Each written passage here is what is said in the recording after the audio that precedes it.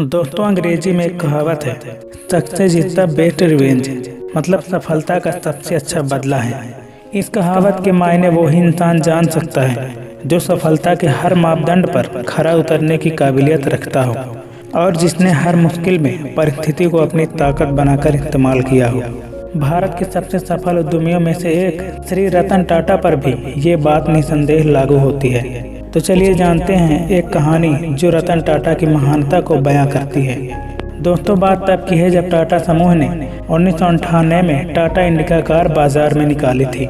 Tata indica car को market में response अच्छा नहीं मिला। तब कुछ करीबी लोगों और साझेदारों ने रतन टाटा को अपना कार व्यापार में हुए नुकसान की पूर्ति के लिए अपना कार व्यापार किसी और कंपनी को बेचने का सुझाव दिया।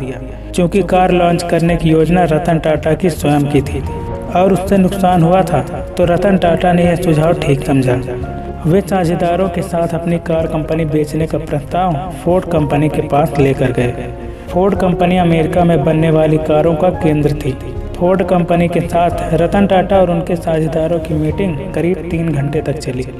फोर्ड कंपनी के चेयरमैन बिल फोर्ड ने रतन टाटा के साथ कुछ रूखा व्यवहार किया और बातों ही बातों में ये कह दिया कि जब तुम्हें इस व्यापार के बारे में कोई जानकारी नहीं है तो फिर तुमने इस कार को लॉन्च करने में इतना पैसा क्यों लगाया। हम तुम्हारी कंपनी खरीद कर तुम्हारी बहुत बड़ी मदद करने जा रहे हैं। दोस्तों, कई बार इंसान अपनी सफलता की धुन में कुछ ऐसी बातें कह जाता है जो उसे नहीं कहनी चाहिए। मीटिंग के बाद रतन टाटा ने तुरंत वापस लौटने का फैसला किया। पूरे रास्ते वो मीटिंग में हुई उस बात के बारे में सोचकर अपमानित सा महसूस कर रहे थे और वो ही बात उनके जहन में बार बार आ रही थी। दोस्तों, कुछ ही वर्षों में शुरुआती झटके खाने के बाद रतन टाटा का कार बिजनेस एक अच्छी खासी लय में आगे बढ़ने लगा और बेहद मुनाफे का व्यवसाय साबित हुआ। वहीं दूसरी तरफ फोर्ड कंपनी बाजार में औंधे मुंह गिर गई थी। फोर्ड कंपनी सन 2008 के अंत तक लगभग दिवालिया होने की कगार पर थी।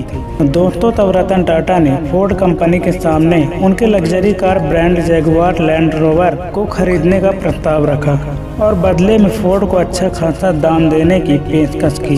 चूँकि बिल फोर्ड पहले से ही जैगुआर लैंड रोवर की वजह से घाटा झेल रहे थे, तो उन्होंने यह प्रस्ताव सहर्ष स्वीकार कर लिया।